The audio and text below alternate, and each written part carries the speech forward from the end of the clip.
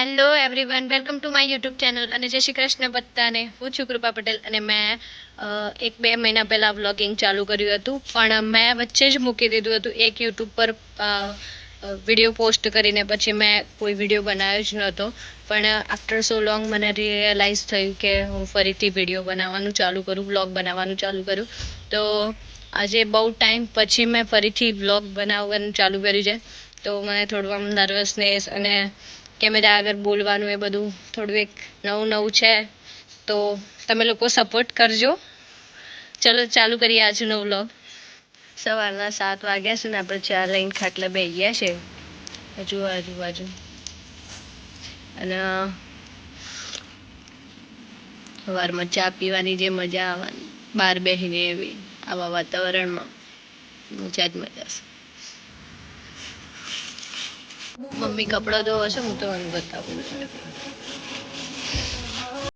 Mummy આપણે machine છે તો હાથેથી કપડાં હું લેવા દઉં.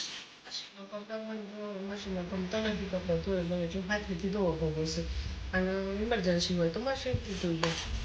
તો આમ તો જો જય શ્રી કૃષ્ણ કહી દે બધાને. જય શ્રી કૃષ્ણ બધાને.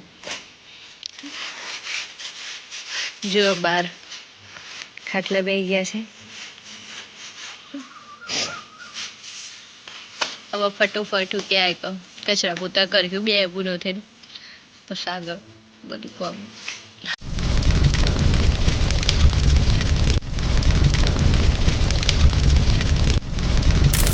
કચરાવાળીને આવીને બેઠીને તો મારા મમ્મીએ લસણ અને મરચાં લીધા શું વાટવા.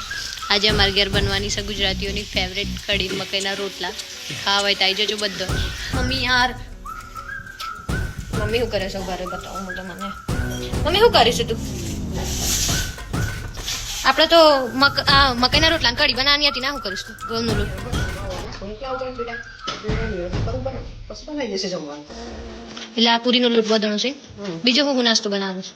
પૂરીનો પછી મમરા કાપડી નાખી હોય તો પૂરી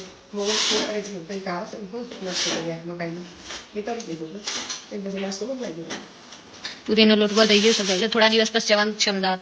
અમદાવાદથી ઘેર આવી ગયા છે અઠવાડિયું રોકાવા. અઠવાડિયું ના બહુ દિવસ, 8 દિવસ થયા તો થઈ જાય, 8-10. મારા પપ્પાને જરાય જપ નહીં જે તે કાઢી કાઢીને જાય છે. અને આજે અમારી મીટિંગ જવાનું છે. અમે બધા બેઠા હતા ને તો અચાનક જ પ્લાન બની ગયો છે. મારે નહાવાનું એ બાકી હતું અને બધા કીધું કે ચલો પોલો ફોરેસ્ટ જઈએ. તો 8-9 જણા અમે જઈએ છીએ પોલો ફોરેસ્ટ. તો કે ફટોફટ નાસ્તા તરવાના બાકી હતા ને તો બનાવી દીધા. જો નાસ્તા બની ગયા છે. મમરા બાપરી, નાચોસ, પૂરી બધું બની ગયું છે. હવે ખાલી વંશની હોસ્ટેલમાં જઈએ એટલી જ વાર છે. 17 તારીખે અમે જવાના છીએ અમદાવાદ. અને અત્યારે હવે તૈયાર થઈને જઈશું પોલો ફોરેસ્ટ. ગાઈસ અમે ફાઇનલી તૈયાર થઈ ગયા છે અને જુએ ગાડી તૈયાર છે જવા માટે.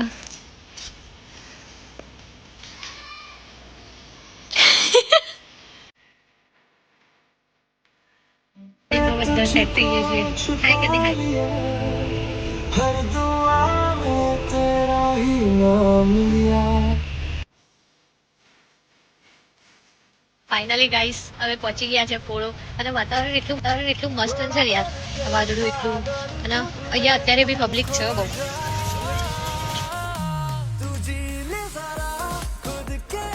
અહીંયા આઈન સ્ટાર્ટિંગમાં જ ઓટો કરી દીધી છે. ઓટોમાં બધું ફેવરીને ભાઈ લઈને આવે. અહીંયા ટ્રેન બી હોય છે, નાની નાની ટ્રેનો હોય છે. પણ એમાં એવું છે કે તમને એક જ લોકેશને ઉતારી દે ને રિટર્નમાં ચાલીને આવવું પડે તો બહુ ચાલવાનું થઈ જાય. એટલે તમે લોકો બી આવો ને તો ઓટો જ કરજો. ટ્રેનમાં જેના એક વખત એક્સપિરિયન્સ કરવો હોય અને વોકિંગ ગમતું હોય તો તમે ટ્રેનમાં જઈ શકો છો. તો અહીંયા રેડ કલરની ટ્રેન હોય છે. અહીંયા નજીકમાં કોઈ આવશે ને તો હું તમને બતાડું. બાકી તો મોસ્ટ ઓફ અહીંયા બધા ઓટો જ કરે. એટલે બહુ ચાલવાનું થઈ જાય ને એના માટે. અને અહીંયા જો આવવું હોય ને તમારા લોકોને તો હજુ વરસાદ પડે ને થોડો ટાઈમ પછી તો આવજો. કારણ કે વરસાદ પડે અને 15 દિવસ થાય ને પછી આવજો. એટલી ગ્રીનરી અને એટલું મસ્ત વ્યૂ હોય છે ને ગાઈસ, બહુ મસ્ત. ઓટોવાળા આપણને અહીંયા ઉતારી દે અને અહીંયાથી છે ને આપણે વોકિંગ કરીને જવું પડે, ટ્રેક કરીને ડેમ જોવા માટે. તો હવે ચાલવાનું ચાલુ કર્યું. અમે ફર્સ્ટ ટાઈમ આવ્યા, એટલે ફર્સ્ટ ટાઈમ નહીં, અમે બહુ વાર આવીએ છીએ. પણ બાઇકો લઈને આવીએ ને તો છેક સુધી અંદર સુધી આવવા દેશે બાઇકો લઈને. પણ અમે ફ્રેન્ડ્સ આવ્યા હતા બધા અમદાવાદથી. તો અમને 2 ગાડી લઈને આવ્યા હતા કાર, તો બહાર ઊભી રાખી હતી અને ત્યાંથી આ બધા લોકો કે ટ્રેકિંગ કરીએ તો છેક ત્યાંથી અહીંયા જ્યાં ઓટો આવી ને અહીંયા ત્યાં સુધી અમે ચાલીને આવ્યા હતા અને એટલી ગરમીમાં આવ્યા હતા ભાઈ સાહેબ. એટલે તમે કોઈ રિસ્ક ના લેતા, ઓટો કરી લેજો યા બાઇક લઈને આવજો, બાકી પૂર્ણમાં આવજો તો ખરા. ચોમાસામાં બિલકુલ એકદમ વ્યૂઝ એટલે વાવ યાર. હજુ અત્યારે ગરમી છે એટલું ચોમાસું નહીં આવ્યું પણ અમે આવ્યા છે. સીધો રસ્તો છોડીને અહીંયા ઉપર આવ્યા છે. અમે દર વખત અહીંયા થઈને જ જઈએ છીએ, તો અહીંયા ઉપર ડુંગરા પર ચડીને ટ્રેકિંગ નહીં કરવું પડે. આ બંધ કરી દીધું છે.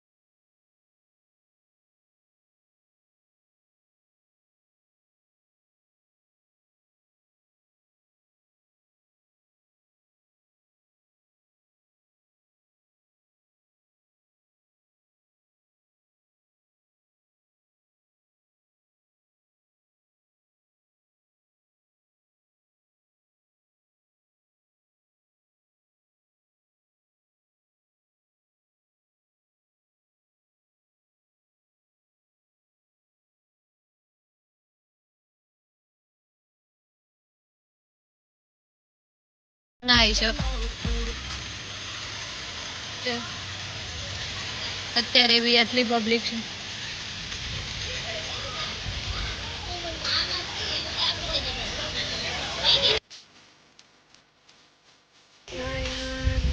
શું કરે છો પપ્પા?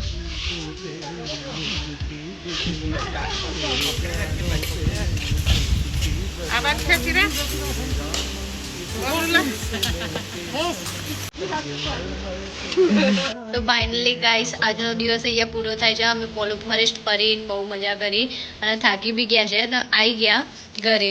અને સવારે 4થી દિવસ ચાલુ કરે તો અત્યારે સાંજે 5 વાગ્યા છે. 5 વાગે 4થી દિવસ પૂરો કરીએ છીએ, કારણ કે અત્યારે સાંજે જવાનું છે ફઈના ઘરે. તો ફઈના ઘરે આજે જમવાનો પ્રોગ્રામ છે એટલે. અને એક વાત લાસ્ટમાં કહીશ કે ચેનલને સબસ્ક્રાઈબ કરવાનું ભૂલતા ના, અને લાઈક જરૂરથી કરજો અને શેર બી. બાય, મળીએ બીજા બ્લોગમાં.